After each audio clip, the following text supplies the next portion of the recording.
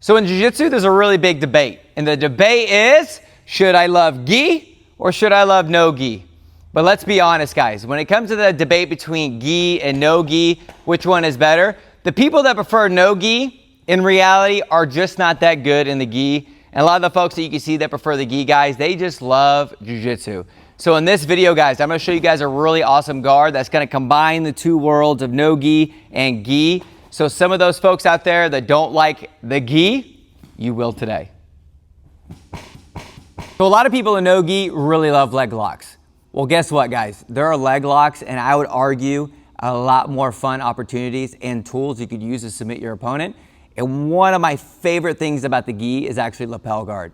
But if you guys look at no gi, there's a lot of different crazy guards out there. There's a false reap, but in the gi, there's also false reap lapel guard that is actually legal in IBJJF, that you guys can exploit somebody trying to pass your guard, putting a lot of pressure on you. But for those of you who remember our last video we did, guys, with the collar sleeve, we had the wonderful Doi as our uke here, but he struggled with a little bit of focus. So today, to help Doi focus so we could teach you guys a false reap lapel guard, we're gonna take his belt today, and we're actually gonna use Ethan to help keep him on task. Ethan? You know what to do, Ethan. So in this video, guys, we're actually gonna start with the lapel fed. So Doi's gonna have me in a bit of a knee cut here. But with this, what I'm gonna do is I'm gonna have the cross lapel here, and I'm gonna feed it under my partner's leg. Now, I have a lot of different videos, guys, in my instructional about how to set this puppy up. But what we're gonna do is we're gonna start with my top arm behind my partner's leg, and I'm gonna feed the actual lapel here. Now, when I have this, I like to grab just under kind of where the skirt is here, holding the lapel. And what I'm gonna look to do is I'm gonna look to off balance my partner a bit. But in this position here, there are times, and for this video, guys, we're actually gonna take ourselves to more of the key master position. Now, because Doi doesn't want his chest super far away from me, he's still gonna angle it towards me here, like he's still trying to put pressure. What I'm gonna do is I'm gonna look for an opportunity to slightly off balance Doi. I'm gonna bring my knee to my chest. Look how I slide my foot in front of his hip here. And then we're gonna enter into the false reap lapel guard here. If you guys notice in this position, like the false reap, both of my legs are in front of my partner's legs here. I have the lapel fed to my left hand that's behind my partner's knee. So I don't need to go elbow joint on this. But the two off bounces we're gonna focus on today are really, really strong. One, if my partner kind of stays in front of me, and the other one, if they give us a lot of crazy pressure. So all I'm gonna do from this position here, because the pressure one is the second one, I'm gonna take my bottom leg, I'm gonna post my pinky toe on the mat. As I do this, I'm gonna look to straighten out my left leg, and I'm gonna rotate my hips to the sky. So as I do this, the off balance I'm gonna do is right here. Now, if you notice this here, as I take Doi back, his bottom leg is able to hook mine, and I'm not gonna be able to build height in this position. So as I off balance him back, I'm gonna bring my right leg between his leg and mine, and I'm gonna bring my leg under his now. Now to finish this, what I'm gonna do is I'm gonna keep tension with the lapel.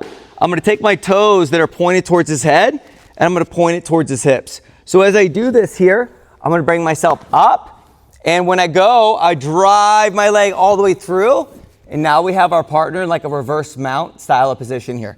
The one thing I really like about this is not only do I get 2 points for this, but once I get my partner here, if I want to allow him to get back up on top, maybe he starts to explode, fight real hard, I'm still going to have my 2 points, and because he doesn't have a guard, he gets absolutely nothing here. So if we can kind of rewind this again, we're going to have our partner right here. It's okay. Hey, if you stay focused, Ethan will not mess with you. So look, we're in the sneak up position here. I feed the lapel to my hand. When I do this here, my other hand is gonna grab the skirt of the actual lapel here. Now I have this so I can make space for my foot to go in. Because if I just hold it here, his actual gi is gonna block my top leg from going into the false reap lapel guard. With this knee, I'm not just framing him away here, but look how my knee can also frame him up. But I'm not gonna be able to hold him here very long. So I really do some of these movements like this just to give my top leg space and opportunity to put my foot through. So again, my hand controls the actual lapel here. If you guys want, you can off balance your partner, go to Key Master if you feel more comfortable here. I'm gonna open his chest up, quickly bring my knee to my chest, and as I open him up here, we're gonna go one more time. As I open him up, I bring my foot between the actual gi and my partner's hips here. Now this position looks really dangerous, but there's no opportunity for Doy to pass my guard here. So immediately, if I don't feel his weight crazy driving up on me here, I take my pinky toe, I put it to the mat, and I'm gonna straighten out my left leg as I rotate my hips to the sky. So as I do this, I take him here, rotating myself up, and I drive my knee all the way through across his belly to get to the mat. So now we're in a reverse mount position. We've got strong control of the lapel. So if Doy misbehaves, Ethan has the cleanest shot to get Doy. Hey, let's get focused. So for this reaction now, Doy's actually gonna be putting a lot of pressure into me. So we're already inside the false sweep lapel guard. But if you guys notice here, with his chest being here and staying focused, Ethan, keep him focused, please. As he's being focused here, guys, he's gonna be driving his weight into me. If I try to take him back this way, because he's gonna be driving his weight in, it's not gonna work. So what I'm gonna do is I'm actually gonna extend my left leg, bringing my bottom elbow under my ribs. As I do this, this is when this gets fun. As I do this, guys, I'm gonna extend, I'm gonna rotate myself inverted, and Doy is gonna stay on his knees. Doy is gonna stay on his knees. And as he stays on his knees here, now I have a reverse close guard. But as I do this, I'm gonna rotate Doy's head towards the wall that's to his right. There you go, Doy. Good job, Doy. Good job. Guys, everybody give it up for Doy in the comments. He's doing such a good job today. But as we get here, guys, I keep the reverse close guard, but look how my right hand goes to the other side of my body, and I'm gonna control the lapel, and I'm gonna pull it across his back here. In this position, guys, look how the lapel is wrapped around my actual leg here. So now if Doy tries to escape, he's going absolutely nowhere. If he's not careful, I can drive him off to the side and actually get really strong sweeps from here. But what I'm gonna show you guys is actually a really strong and fun sweep to be able to catch your partners with. But I will tell you, this is the more difficult one out of all the sweeps from the false sweep lapel guard. So once I'm ready to attack here, I keep my chest close to Doy's hips, and I take the lapel, feeding it to my left hand, and then I take this thumb up grip and I go to like a thumb down grip with the actual lapel here.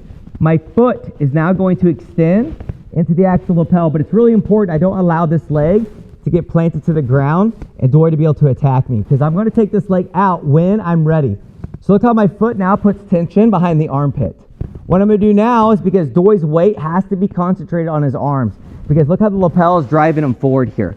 Now what I'm gonna do is I'm gonna slightly open up, move my leg out of the way, and as I do this, look how I'm gonna catch his bottom arm. When I catch his bottom arm here, I am now going to extend the actual lapel down to the mat, sitting myself up. When I sit up here, we have a handful of crazy options from here, but the easiest thing to think about is I'm gonna catch his far arm, but as I do this, my foot now needs to come out of the lapel, but I need to be ready for him to drive back up into me.